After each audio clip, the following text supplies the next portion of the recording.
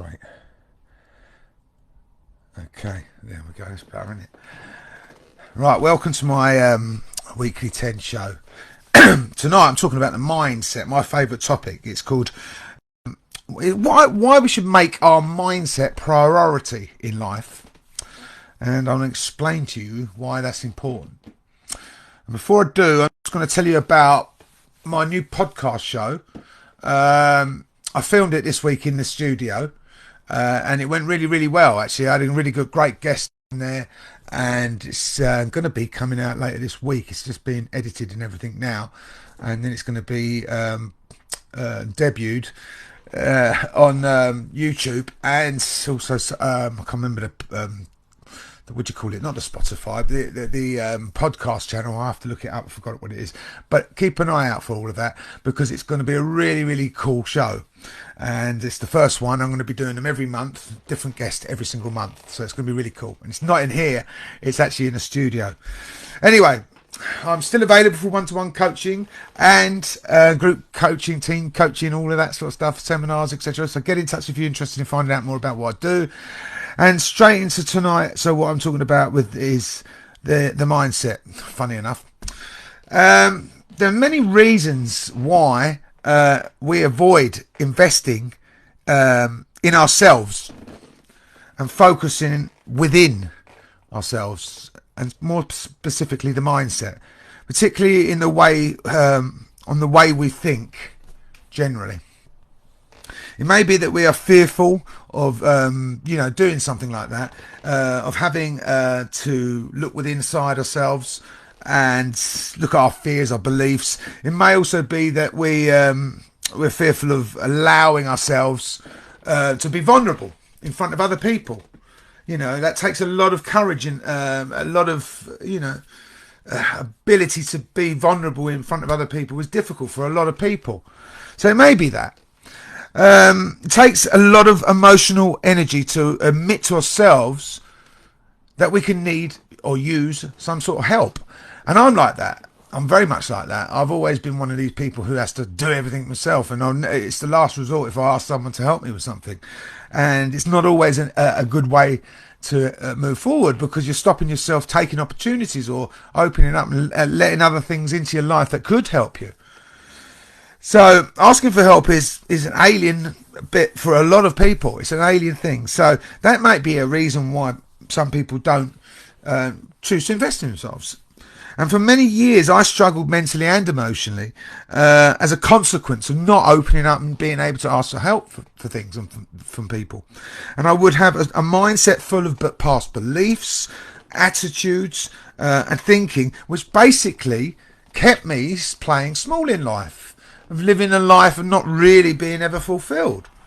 And so one of the most common things I experience as a coach, professional coach, is people's explanations and reasons why they cannot do stuff, why I can't invest in myself.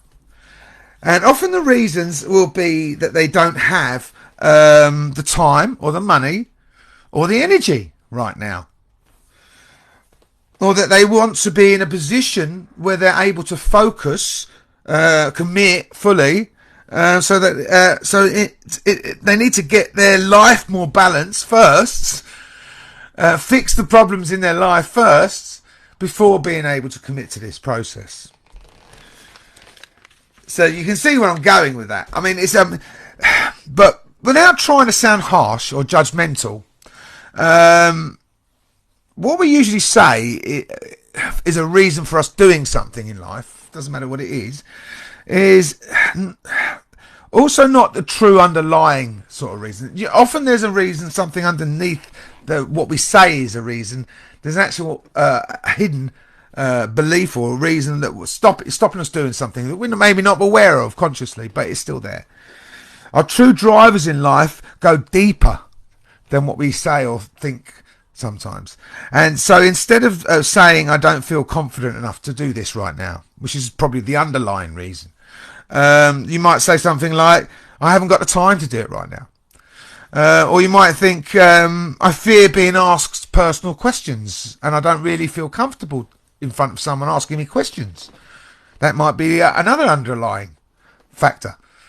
But you might turn around and say something, I don't know, I haven't got the money right now, or something like that. I don't know. The value won't be there. The value won't be there. Not at that stage, because if the value was there, you'd see the importance of doing it at this stage, rather than allowing yourself to find reasons not to. So it's a smoke screen, essentially, that we use to deflect away from our true feelings, our true thoughts, an excuse, essentially. And it may also be that something as simple as you cannot see the true value of this, or investing in yourself, and you may question if it's even possible to be the best version of yourself, or to be able to achieve things that you've always wanted in life and not been able to. You might question that. So, and indeed, this is why coaching is one of the actual hardest, if not the hardest, things to actually sell. Now, I've sold everything in my time. I'm a salesman all my life. This is different because it's not a tangible product, and it's a service, and it's something that you can't really explain, and you can't really understand until you've experienced it firsthand properly. And that's why it's very difficult for people to see the value of it at first, because when they see it from the outside, they're seeing something that they see as a luxury. Really, that it's something I don't really need, because you don't know what you really need at this stage in terms of that. Because if you had the end product, which was a mindset fit for anything, it would be a no-brainer, but you're not seeing it from that perspective at that early stage, you see. So you'll see it as something that's not important, not a necessity to invest in, and that then becomes an excuse. We find an excuse not to do that. So it's wrong to assume that it's not something that's necessity for you. It really is. It's fundamentally critical to everything that we do, everything that we experience in life. It's fundamentally critical. You don't build a house and add the foundations at a later stage. That would be just madness. It's the same with your mindset. You don't try and build your life and then build your mindset later. It works the other way around. If you've got a mindset that's not working, you're not going to be building anything. So if you've got no foundations, you're not going to be building anything. So you're just going to be just there. And that's the difference. I mean, so when you've got a strong mental foundation to start with, you can build anything you choose then, and it's going to stand up, because you've got the foundations in place to support that. And if you want to build something that's fulfilling, sustainable in life, you really have to have a strong mental foundation. And I'll tell you why. None of us are consciously aware of our thinking 90% of the time. Okay? That means the majority of the time we are living on autopilot. To be honest with you, driven by the subconscious mind. We're living on autopilot, fed by all of our past beliefs, thoughts, fears, whatever you want to call. It's all in the back of your mind. So it just keeps you on autopilot. So everything your experience is going through that filter. And if you allow these to control how you think, how you feel, and ultimately how you act, if you allow that to happen, that 90% of the time, your subconscious mind is controlling everything you're thinking and everything you're feeling and everything you're doing, then how likely is it then that you will ever be successful building a dream life and experiencing all the things that you've ever wanted to in life? The reality is it won't happen. And each of the 6 core areas in all our lives, mentally, physically, emotionally, environmentally, spiritually, and what else physically, if those 6 core areas in your life are not functioning at a good level at any given time, it drains your energy. You're not going to experience life at any level where you're enjoying it, really. You're just going to be existing and just getting by and, struggling. It might even just be settling. You're settling for something which is not really what you want. And so that leads to you becoming stressed. You become stressed, you become low, you don't function or produce at the level that you want to in any area of your life.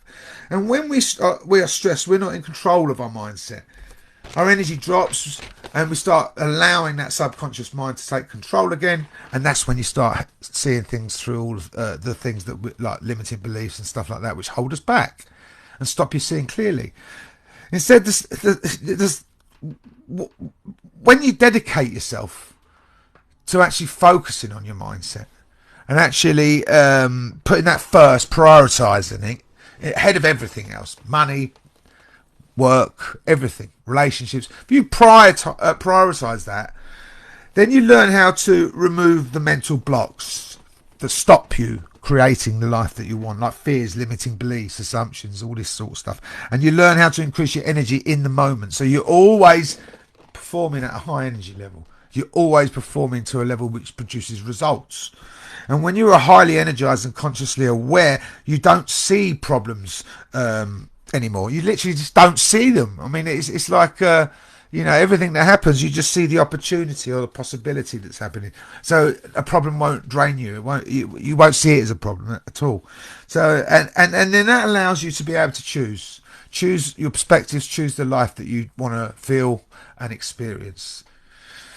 So when you identify those draining sort of thoughts, when you're able to do that in each core area, what you can then do is also work on ways to increase the energy in all of those core areas, so that you're always on top of it, on top of your mind, top of your feelings, on top of your actions, and in control, full control of your life. And that in turn leads to higher performance, high productivity. Doesn't matter if it's in your private life or at work, it's the same concept across the board. So if you think investing in yourself isn't something which is a priority, basically, simply ask yourself this question then. So how is your current approach working for you in life? How is it currently working for you? And what is the true cost of your current approach to you, mentally, emotionally, physically, and all the rest of it? What's the true cost? So if you're thinking about investing in yourself, invest in yourself first. You literally have nothing to lose when you do so, and you have literally everything to gain. Okay, so and if you're interested in finding out how I can help you do this, give me a shout. My details are all in my box and everything else. And have a great evening. I'm nearly out of time, so have a lovely evening. Bye bye.